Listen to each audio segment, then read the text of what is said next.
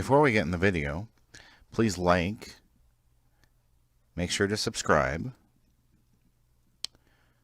turn on your notifications, go ahead and leave a comment below,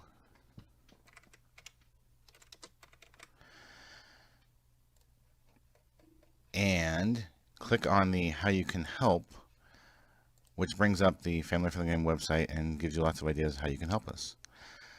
Thank you. Hey everybody, Paul Burry, Family Friendly Gaming, courts in session. Alright, this is an FFG Chronicles on slave labor. And this relates to the video game industry only. I am bothered, and I've been bothered for a long time, about how many of the PR and marketing people treat gaming media, especially family-friendly gaming. So first off, we are a patented, trademarked media outlet. We paid the money for the trademark and all that, and the patent and all that.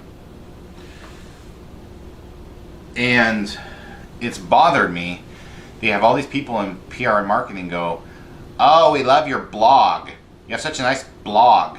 Really? Well, we're publishing our press releases. We have done all kinds of videos on your games. We've put images. We have an e-magazine. It also can be printed to be a regular magazine. In fact, it was started as a regular gaming magazine. So you start out insulting us and saying we're a blog, okay? So I went around and did some research. Every single blogger I talked to said, "Oh, I don't do anything unless they pay me." Really? Really interesting. So you don't cover a product unless they're paying you? You're like, yeah, that's all I do. They pay me for this, and maybe they, are talking about a product for 2 weeks, but I'm just getting paid, or maybe they don't do anything in their channel or website for a week or two because they don't have anything to do. But I was like, okay, that's interesting. So every time I've gone to the company and say, hey, you need to pay for our hard work that is making you money. Like you're profiting off of us. Now, there's a bit of a symbiotic relationship going on between video game companies and gaming media. And you've noticed a lot of the video game companies have been trying to break free of that by doing stuff themselves. So Sony is one of the first ones I noticed doing this. They started moving away from press releases, and they started moving toward their PlayStation blog. Their paid employees are doing a blog. And so what they'd say is, hey, we have a new story in our blog, go cover our blog. Well, the problem is we can't edit that content because it's now someone else's work. Unlike a press release where we can do edits, we can remove parts, we can, I guess you could quote the entire blog and sit there and cut out things they edited for offensive material, whatever. But it's so much extra work, first off, that it's not really worth it. But it also shows that video game companies are trying to control the narrative. They're trying to control what's being said about their products.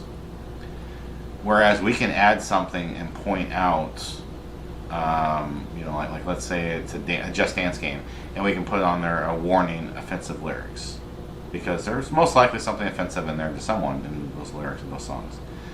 And they have been more and more in recent years picking some offensive songs in there.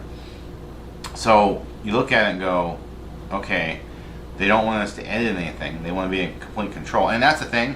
A lot of these video game companies and their execs and their PR marketing, they are control freaks. Amazing control freaks. Like crazy control freaks. And you go, why are you that way? Well, we're trying to make as much profit as possible. Okay, so their goal is to make as much money as possible.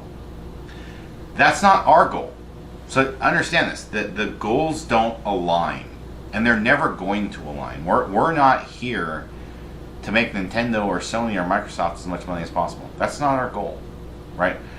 Our goal is to report on the news, our goal is to review products, our goal is to give you opinions, our goal is to show what's in these games.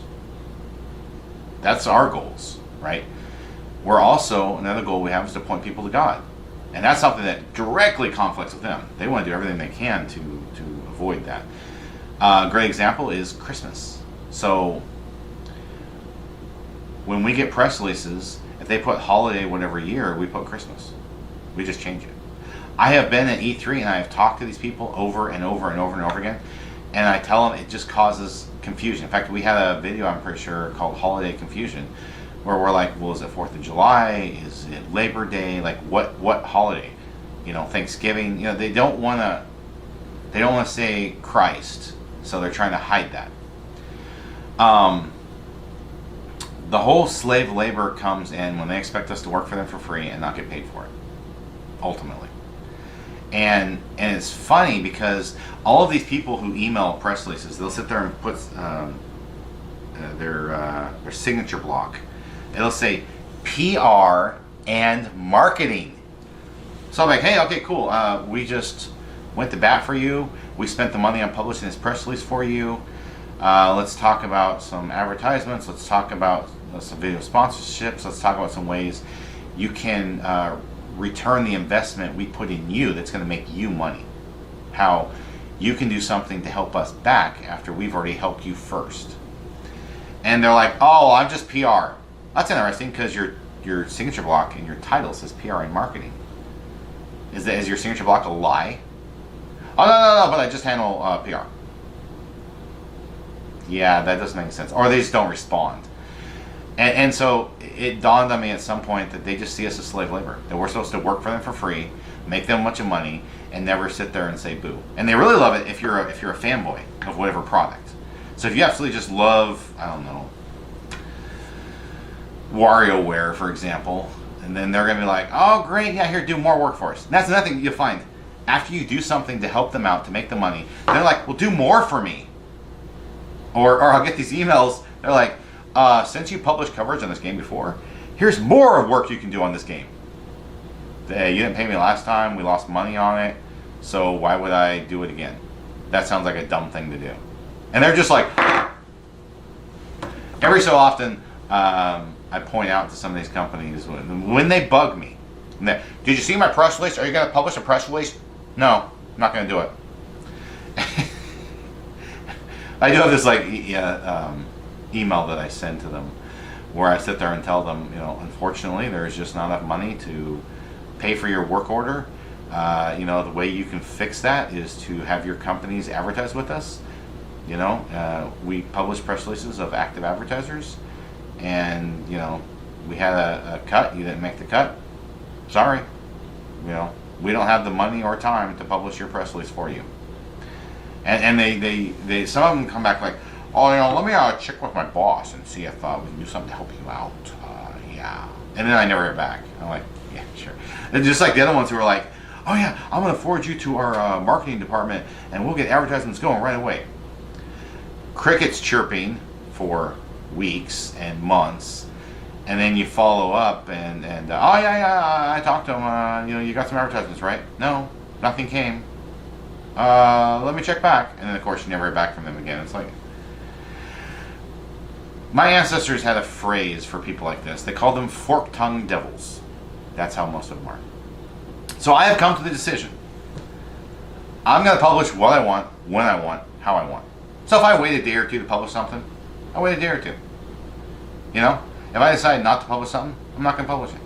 These companies are going to realize very quickly that if they want to reach our 9.4 million readers on familyfriendlygaming.com, and it's currently 176,000 subscribers on YouTube, they're going to show us they actually care that we continue to exist going forward. And the way you show you care that we continue to exist, you do stuff that helps us out too. It isn't a one-way street. This isn't a one-way relationship. And too many of these companies don't seem to get that. And it's funny when you sit there and point this out, that they treat us like slave labor. They get all indignant, finally, like, fine, I'll never send you anything again. And of course, they're lying, because they will. They might hold off for 3 months or 6 months, and then they'll just be like, here's a press release on whatever product. It's like, okay, great, wonderful. I'll see if I can feel up to being your slave for a while longer. My hope is that this video wakes up some of the video game companies and wakes up some of the PR marketing firms, and they start to realize, hey, we need to treat gaming media better, especially honest gaming media like Family Friendly Gaming. We're not part of the bought off gaming media. I'm not going to name any of them. But we're not part of the bought off gaming media. And I'm not trying to make us part of the bought off gaming media. I'm just trying to say that they should show their appreciation in meaningful ways that allow us to continue to exist. That's it. I'd like to thank everyone for watching. I hope you have a wonderful rest of your day. Court adjourned.